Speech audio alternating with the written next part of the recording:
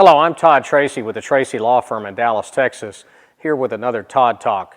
Today I want to talk with you about the importance of safety standards. The vehicle manufacturers, when they test vehicles, they test to certain standards that protect the brain, the heart, the chest, and the femurs. However, there are no protections for the lower legs, and because there are no performance requirements required by the federal government, many times in frontal impacts, the car industry does not care what happens. This is a prime example. I want you to look at this vehicle. This vehicle has performed perfectly.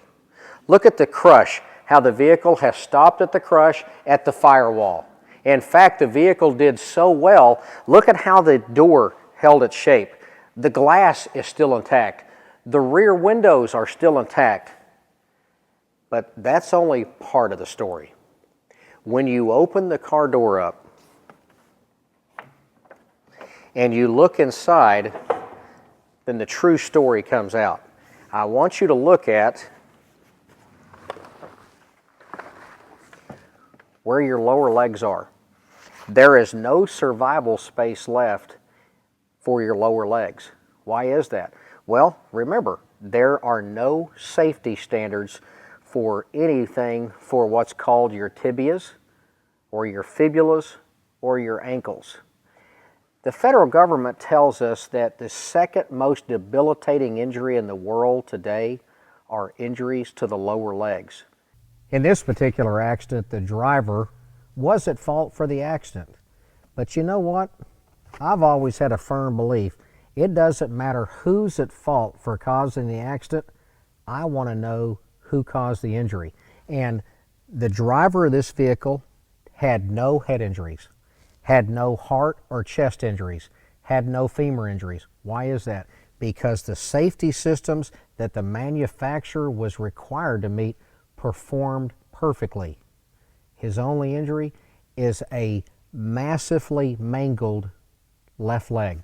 Why did his left leg get destroyed?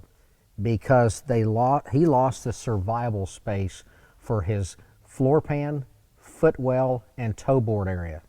Now, why is that important? Well, there are certain accidents where that area of the vehicle is compromised, and that's why it's incumbent upon the manufacturers to test for all foreseeable impacts. I want you to think about this. What do people do right before they have an accident?